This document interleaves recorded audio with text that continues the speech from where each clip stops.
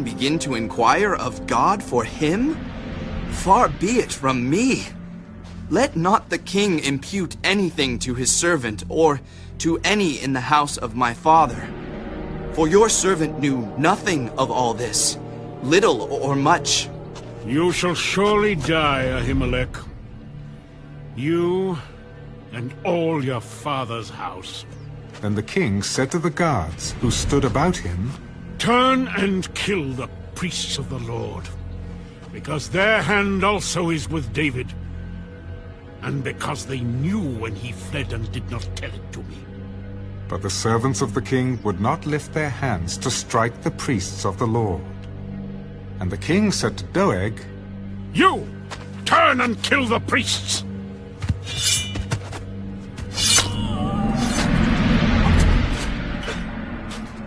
So Doeg the Edomite turned and struck the priests, and killed on that day 85 men who wore a linen ephod. Also Nob, the city of the priests, he struck with the edge of the sword, both men and women, children and nursing infants, oxen and donkeys and sheep, with the edge of the sword. Now one of the sons of Ahimelech, the son of Ahitub, named Abiathar, escaped, and fled after David. And Abiathar told David that Saul had killed the Lord's priests.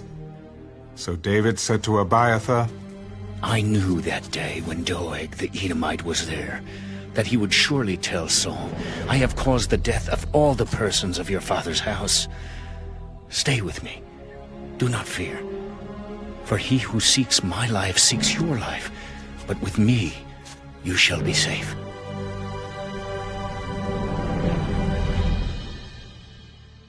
First Samuel, chapter 23. Then they told David, Look, the Philistines are fighting against Keilah, and they are robbing the threshing floors. Therefore David inquired of the Lord, Shall I go and attack these Philistines? Go and attack the Philistines, and save Keilah. But David's men said to him, Look, we are afraid here in Judah. How much more then if we go to Keilah against the armies of the Philistines?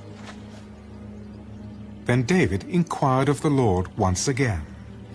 And the Lord answered him, Arise, go down to Keilah, for I will deliver the Philistines into your hand.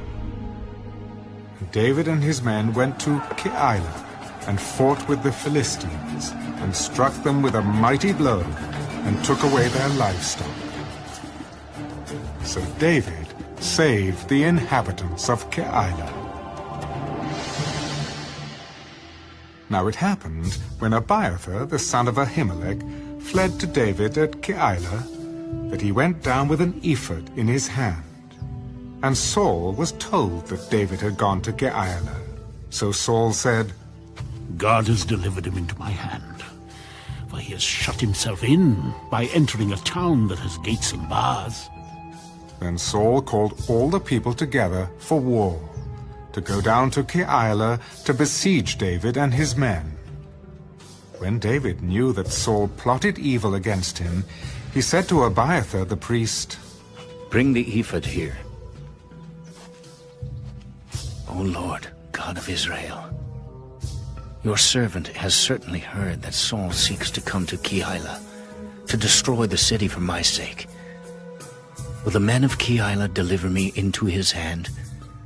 Will Saul come down, as your servant has heard? O Lord God of Israel, I pray, tell your servant. He will come down. Will the men of Keilah deliver me and my men into the hand of Saul? They will deliver you. So David and his men, about 600, arose, and departed from Keilah, and went wherever they could go. Then it was told Saul that David had escaped from Keilah, so he halted the expedition, and David stayed in strongholds in the wilderness. and remained in the mountains in the wilderness of Ziph. Saul sought him every day, but God did not deliver him into his hand. So David saw that Saul had come out to seek his life, and David was in the wilderness of Ziph, in a forest. Then Jonathan, Saul's son, arose and went to David in the woods, and strengthened his hand in God. And he said to him, Do not fear, for the hand of Saul my father shall not find you.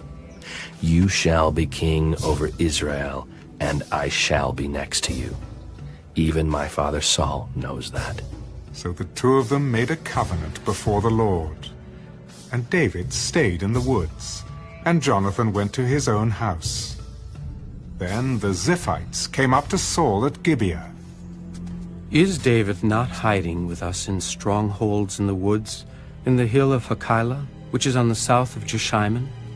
Now therefore, O king, come down according to all the desire of your soul to come down, and our part shall be to deliver him into the king's hand. Blessed are you of the Lord, for you have compassion on me.